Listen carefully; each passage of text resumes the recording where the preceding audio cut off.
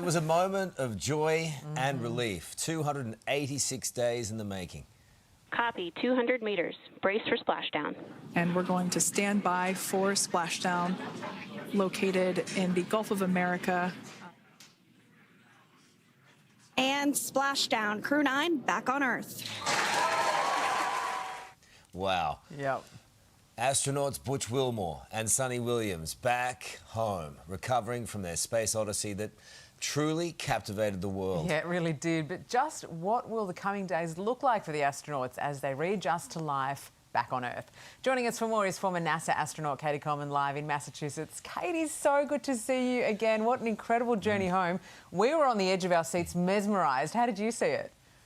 Well, you know, just playing that, watching it again, my stomach did the same thing. Like, seriously, you know, I mean, I was, you know, watching and, you know, probably hoping, I mean, all of us hoping everything goes well, but I know when things are supposed to happen. And you just, and then it's amazing your feeling of relief when the right thing, the two little parachutes come out and then the four big ones. And I mean, once the four big ones come out, you know that you're, and even three of them, you know, they're doing pretty well. But I was surprised. I realized, you know, I'm just wasn't even breathing until they, you know, and once they land though, then it's just a process of getting them out. And there's the capsule and you saw Suni and I don't know. It's so great to have them home. I like to say that space is a better place.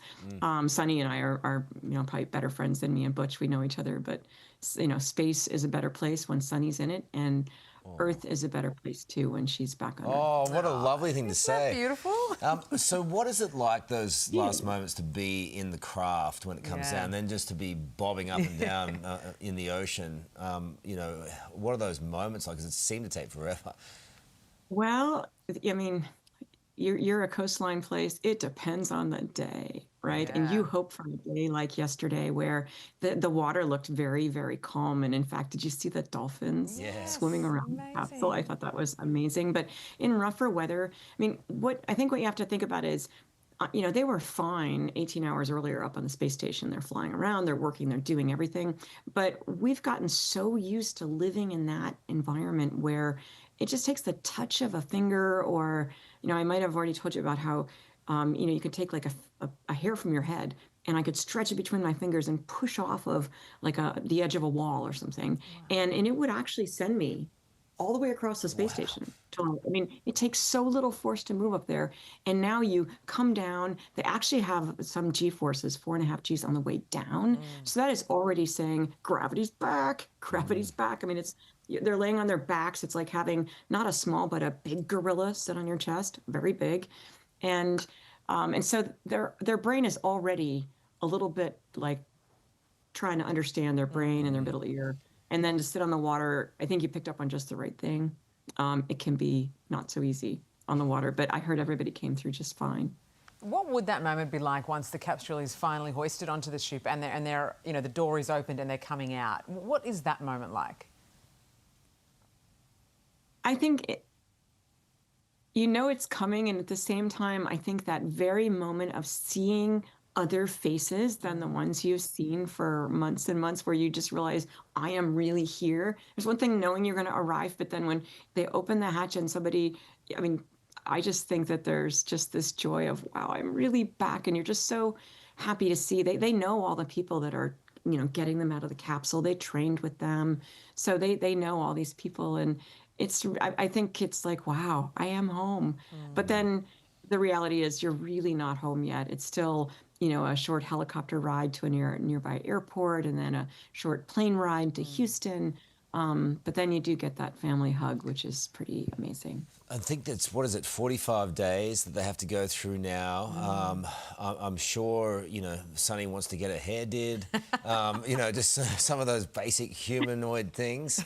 You know, what did you most want to do when you got back? Just, you know, be around our kitchen table with my husband and our sons and our giant Maine Coon cats and neighbors and best girlfriends. And I mean, just, you know, it's really just nice to kind of be with people. But in that 45 days, it's not a strict thing. It's more when you get back, the mission isn't over. You are still a data point yourself.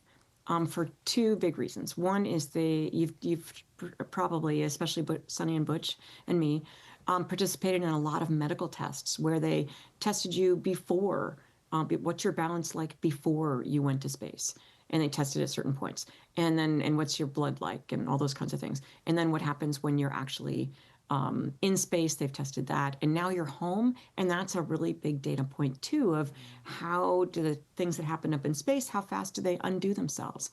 So they probably did some testing right there on the ship, but there's a lot of that kind of testing to do. That's one part of what you can bring. The other thing you can bring is your advice about how things really went for every experiment, for every piece of equipment. Like I told them, our cabins so soundproof. Love them. I can have a screaming, yelling fight with my husband and no one will know, which I didn't really. We're not really screamers and yellers, really. But I said, but that click, like it's got this magnetic latch. And, if I wake up in the middle of the night to pee, then when I come back and I close it, everybody around, all of the people sleeping in the other cabins kind of go click. You're a It's legend. always such a joy to get your insight. We're so privileged to speak with you. Thank you. So fun to talk with you guys. Thanks very much. Thank you. And Katie's book, Sharing Space, is available to buy now. Go out and get it. She's an absolute gem. She is.